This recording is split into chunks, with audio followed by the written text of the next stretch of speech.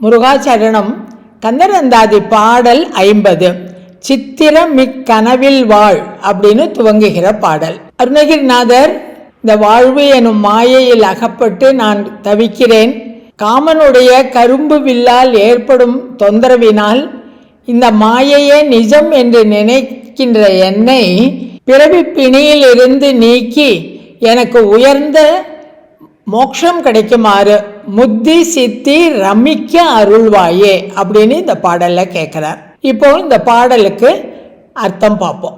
பாடலை பார்த்தோம்னா, சித்திரமிக்கனவில் வாழ்வென தெளியும் தவவா சித்திரமிக்க நெறி கழிந்தேற்கினி செச்சை நல் விசித்திரமிக்க தனக்குரத் தோகை திறத்த முத்தி சித்திரமிக்க வருளாய் பிறவி சிகை அறவே.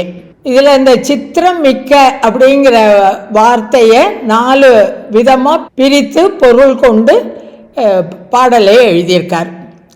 சித்திரம் இக்கனவு இல் வாழ்வு என தெளியும் தவவாசித்திரம் இக்கண் நெறிக்கு அழிந்தேற்கு இனி செச்சை நல் விசித்திர மிக்க தன குரத்தோகை திறத்த முத்தி சித்தி ரமிக்க அருளாய் பிறவி சிகை அறவே.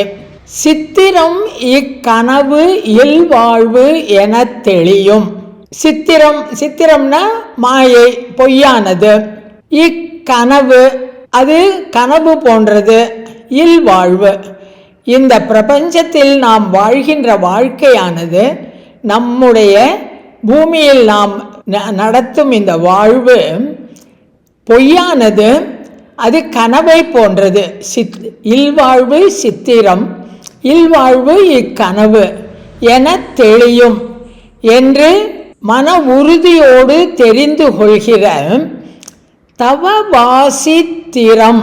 தவம்னா தவம் செய்வது, தவவாசி அதாவது உயர்ந்த தவ நிலையில் இருந்தால் மனதிற்கு தெளிவாக தெரியும், இந்த வாழ்வானது கனவு போன்றது, இந்த வாழ்வு சித்திரம் போன்றது, பொய்யானது என்று தெரியும். ஆனால் அந்த தவ நிலையை முயற்சி செய்யாமல், தவ நிலையை நாடாமல் மன உறுதி அதனால ஏற்படாது. தெளியும் தவவாசித்திரம் அதை ஏற்றுக்கொள்ளாமல் இக்கண் அழிந்தேற்கு. இக்கண் அப்படின்னா இக்கு உடையவன் இக்கண். இக்குனா கரும்பு, கரும்பை உடைய மன்மதன். அழிந்தேற்கு அதாவது மன்மதனுடைய பானங்களில் அகப்பட்டு காமத்திற்கு உட்பட்டு அழிந்து போகிற கெட்டு போகிற எனக்கு இனிமேலாவது நீ தர வேண்டும். என்ன தர வேண்டும்? விசித்திரமிக்க தன குரத்தோகை திறத்த முருகனை கூப்பிடுறார்.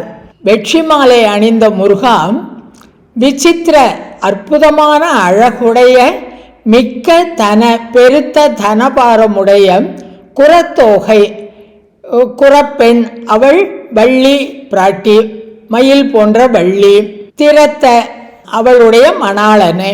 இந்த இல்வாழ்வு பொய்யானது, கனவு போன்றது என்று தெளியும் ஒரு நல்ல தவ நெறியை நாடாமல் மன்மதனுடைய அம்புகளுக்கு உட்பட்டு காமத்தில் ஈடுபட்டு இருக்கின்ற எனக்கு நீ அளிக்க வேண்டும். முருகா, நீ வள்ளி மணாள, அழகான அற்புதமான அழகுடைய வள்ளியின் கணவன், நீ எனக்கு என்ன கொடுக்கணும் அப்படின்னு கேட்டான். பிறவி சிகை அறவே முத்தி சித்தி ரமிக்க அருளாய். பிறவி சிகை அறவே. சிகைனாக்க பந்தம், கட்டுக்களோடு கூடியிருப்பது. சிகைனா தலைமுடி என்ற ஒரு பொருள் உண்டு. ஆனால் இந்த இடத்துல சிக்கலாக இருக்கின்ற ஒரு பந்து போன்ற நிலைக்கு சிகைன்னு சொல்றது உண்டு. இந்த பிறப்புங்கிறது அப்படிதானே இருக்கு, தொடர்ந்து வருகிறது, எப்போ ஆரம்பிக்கிறது எப்போ முடியறதுன்னே தெரியல. அதனால பிறவி சிகை அப்படின்னு சொல்றார். தொடர்ந்து வந்து கொண்டே இருப்பது போல ஒரு நூல்கண்டு மாதிரி சிக்கி கொண்டு இருப்பதனால பிறவி சிகை அறவே, இந்த பிறப்பாகிய பந்தம் என்னை விட்டு நீங்க, முத்தி சித்தி பேரானது நல்க. முத்தி சித்தி ரமிக்க அப்படின்னு கொடுக்குறார். அதாவது மோட்சம் நிலையானது எனக்கு கிடைக்க வேண்டும், எனக்கு பரிபூர்ணமாக கிடைக்க வேண்டும். அதற்கு நீ அருள் புரிவாய்.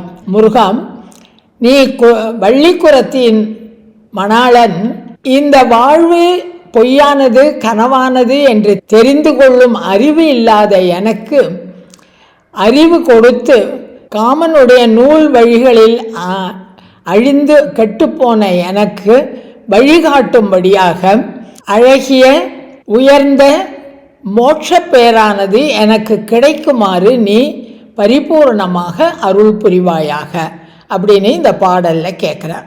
முருகாச்சரணம்.